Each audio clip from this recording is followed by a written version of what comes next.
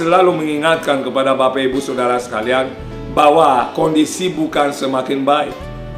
Sudah hampir 2 tahun saya khotbah tentang hal ini. Sudah lama saya men-sharekan kepada saudara tentang hal ini. Bukan karena saya terlalu banyak tahu, tetapi karena itu yang Tuhan tanamkan di roh saya. Itu yang Tuhan berbicara kepada saya ketika saya berdoa. Sehingga kita perlu berdiri teguh. Dan caranya tidak ada lain selain kita berdiri di dalam Kristus Yesus Tuhan.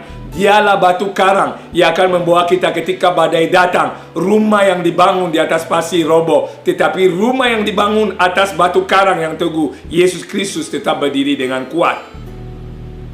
Inilah momennya Bapak Ibu Saudara. Dan saya percaya Tuhan akan memelihara setiap kita.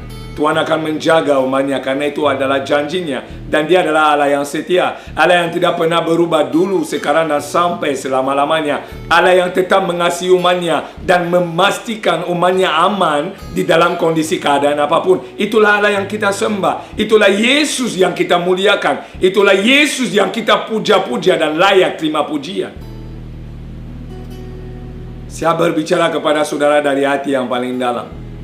Saya rindu jemaat Tuhan. Di momen ini, tunjukkanlah imanmu. Bangkitlah. Jangan takut. Percayalah janji Tuhan. Percayalah firman Allah. Peganglah teguh janji itu. Karena orang yang berharap kepada Tuhan tidak akan pernah dikecewakan. Karena janji Allah tidak pernah gagal. Roma 5 ayat 5 menyatakan itu. Maka untuk kita hari ini Bapak Ibu, dari rumah saya katakan shalom. Kenapa?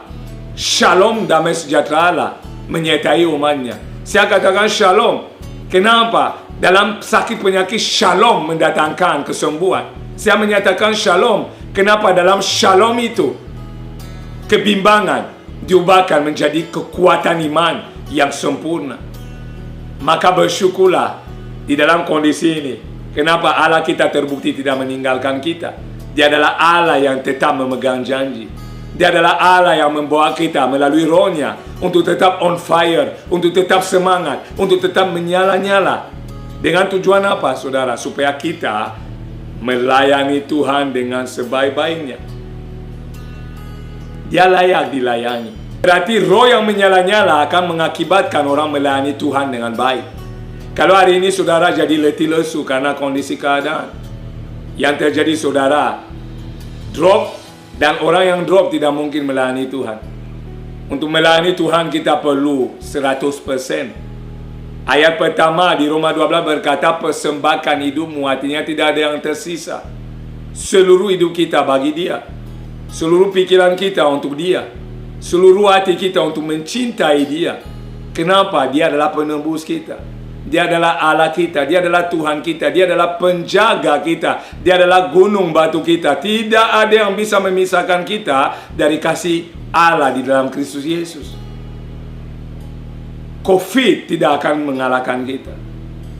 Penyakit tidak akan mengalahkan kita. Ekonomi yang bermasalah tidak akan mengalahkan kita. Apapun yang bisa terjadi tidak dapat mengalahkan kita. Karena segala sesuatu telah dikalahkan oleh Kristus Yesus di kayu salib. Itu adalah firman Allah, itu adalah janjinya. Dan janjinya adalah ya dan amin. Janjinya adalah kepastian.